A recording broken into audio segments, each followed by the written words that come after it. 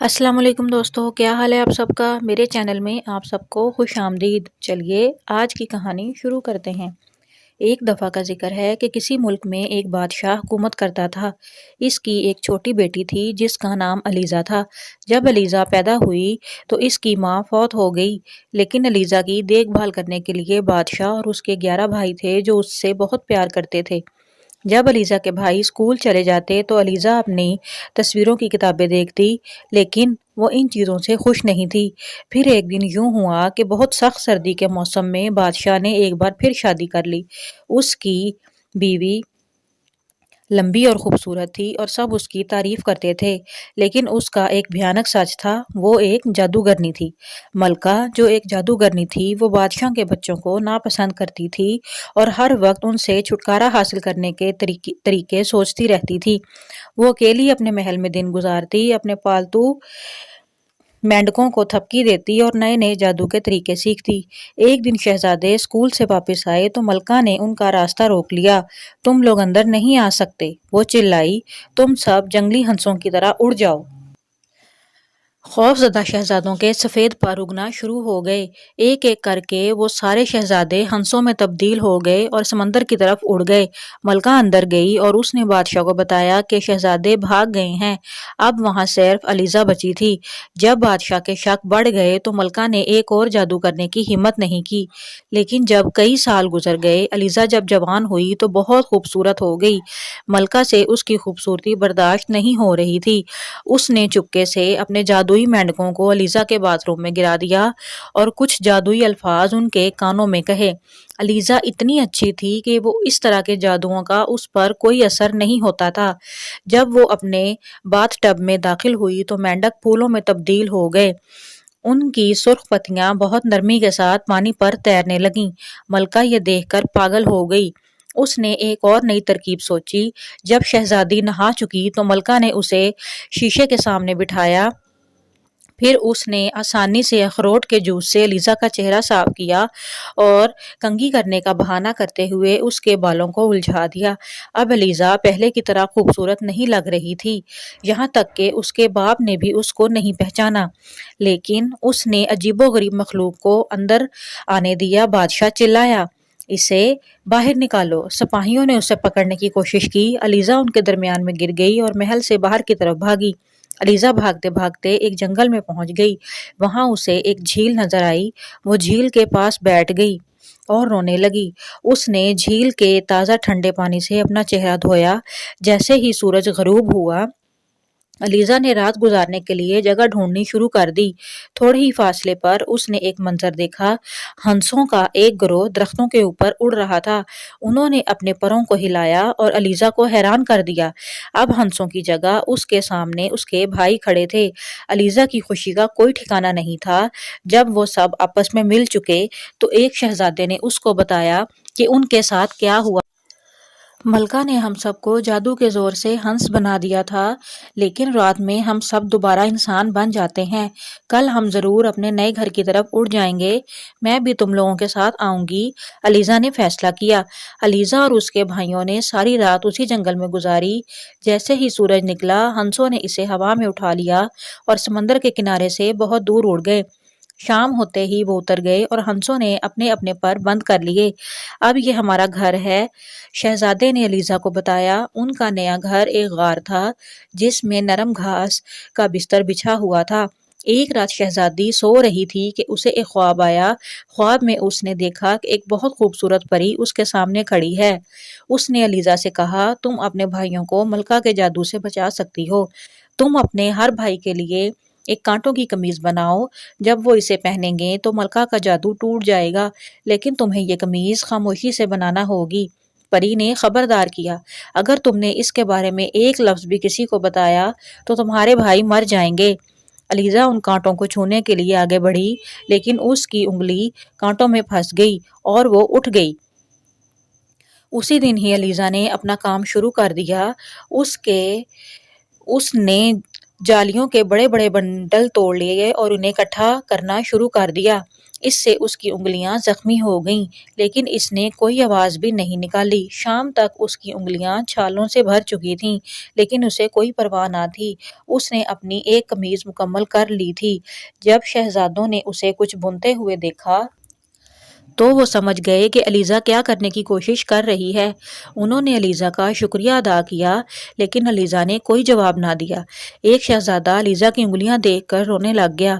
جیسے ہی اس کے آنسو علیزہ کی انگلی پر گرے، وہ فوراً ہی ٹھیک ہو گئیں۔ اگلے ہی دن علیزہ کچھ اور کانٹے لینے کے لیے باہر نکلی اور ایک بہت بڑے چرچ یارڈ میں رک گئی۔ تمہارا کیا نام ہے؟ پیچھے سے اسے کسی نے آواز دی۔ علیزہ نے مڑ کر دیکھا، ایک بہت خوبصورت شہزادہ اس کی طرف دیکھ رہا تھا۔ تم میری زمین میں کیا کر رہی ہو؟ بادشاہ نے اس سے پوچھا، اور تم یہ کانٹے کیوں چن رہی ہو؟ لیکن علیزہ نے کوئی جواب نہ دیا۔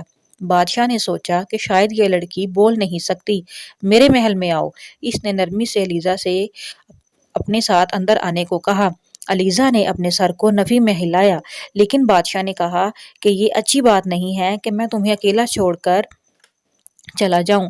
بادشاہ اس کو اپنے ساتھ لے کر اندر آ گیا۔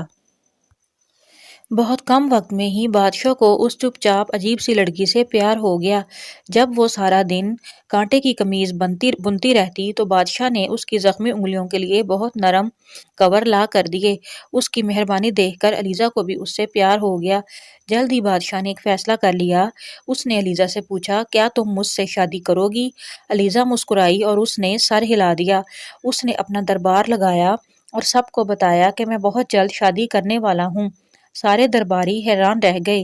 وزیر نے کہا کہ آپ ایک بار پھر سوچ لیں، مجھے تو یہ لڑکی ایک جادوگرنی لگتی ہے۔ بادشاہ نے کہا کہ مجھے کوئی پرواہ نہیں، میں پھر بھی اسی سے ہی شادی کروں گا۔ اسی وقت علیزہ دوبارہ قمیض بننے میں مصروف تھی اور اگلی رات اس کی شادی تھی۔ وہ 10 قمیضیں بنا چکی تھی۔ اس نے خوشی سے سوچا کہ آج رات وہ آخری قمیض بھی تیار کر لے گی۔ جیسے ہی اس نے آخری قمیض بنانی شروع کی تو اس کو لگا کہ اس کو اور کانٹوں کی ضرورت ہے۔ اس کے لیے اسے باہر جانا تھا۔ اس نے سوچا کہ مجھے باہر جا کر کچھ اور کانٹے توڑنے چاہیے۔ باہر بہت زیادہ اندھیرا تھا کہ اسے مشکل سے ہی کوئی راستہ نظر آ رہا تھا۔ اسے ایک قبرستان نظر آیا۔ وہ کانپنے لگی۔ ادھر جن بھوت جیسی کوئی چیزیں نہیں ہوتی۔ اس نے خوف سے سوچا۔ وزیر ابھی تک جاگ رہا تھا اور شادی کی تقریب کے بارے میں سوچ کر پریشان تھا۔ اس نے علیزہ کو باہر جاتے ہوئے دیکھا اور اس کا پیچھا کیا۔ صرف ایک جادوگرنی ہی آدھی رات کے وقت اس وقت جالیاں توڑ سکتی ہے، اس نے اپنے آپ سے کہا۔ جب علیزہ قبروں کے درمیان میں سے گزر رہی تھی تو صرف وزیر ہی تھا جو اسے دیکھ رہا تھا۔ رک جاؤ جادوگرنی، وہ چلایا۔ اس کی آواز اتنی بلند تھی کہ محل کے سارے سپاہی باہر کی طرف دوڑ آئے۔ وزیر کے کہنے پر انہوں نے علیزہ کو گرفتار کر لیا اور جیل میں پھینک دیا۔ اگلے دن جب علیزہ کی شادی تھی تو اس دن علیزہ کو زنجیروں میں باندھ کر جج کے سامنے لایا گیا۔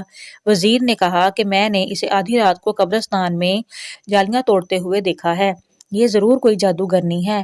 اب تم اپنی صفائی میں کیا کہنا چاہتی ہو؟ جج نے علیزہ سے سوال کیا، لیکن وہ اپنی صفائی میں کچھ نہ کہہ سکی۔ جج نے فیصلہ سنایا کہ واقعی یہ لڑکی ایک جادوگرنی ہے، اسے کل پھانسی دے دی جائے گی۔ بادشاہ کا دل ٹوٹ گیا تھا، لیکن وہ کچھ بھی نہیں کر سکا۔ علیزہ کو ایک چھوٹی سی کوٹری میں بند کر دیا گیا اور اس کی قمیضیں اس کے سامنے پھینک دی گئیں۔ مجھے آج رات یہ ساری ختم کرنی ہے، اس نے پریشانی سے سوچا، لیکن اب میں اپنے بھائیوں کو دوبارہ کبھی نہیں دیکھ سکوں گی۔ اس نے بے بسی سے سوچا اور رونے لگ گئی۔ اچانک ہی اس کی کھڑکی کے پاس کسی نے اپنے پر پھڑپھڑائے۔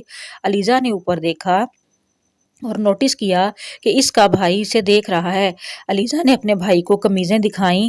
اس نے سر جھکایا اور اڑ گیا۔ مجھے ہار نہیں ماننی ہے، علیزہ نے اپنے آپ سے کہا۔ اس نے پوری رات آخری قمیض تیار کرنے میں گزار دی۔ صبح کے وقت صرف ایک بازو تیار ہونے والا باقی بچا تھا۔ تب وہ کانٹے لینے کے لیے باہر بھاگی۔ چند منٹوں کے بعد دروازے پر ایک ہجوم تھا۔ سپاہی اسے لے جانے کے لیے آ چکے تھے۔ وہ اسے باہر لے آئے۔ اس نے قمیضیں ابھی تک پکڑی ہوئی تھیں۔ ایک بہت بڑا ہجوم پھانسی دیکھنے کے لیے جمع ہو گیا تھا۔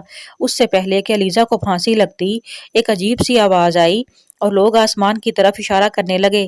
11 سفید ہنس قریب سے قریب تر ہوتے جا رہے تھے۔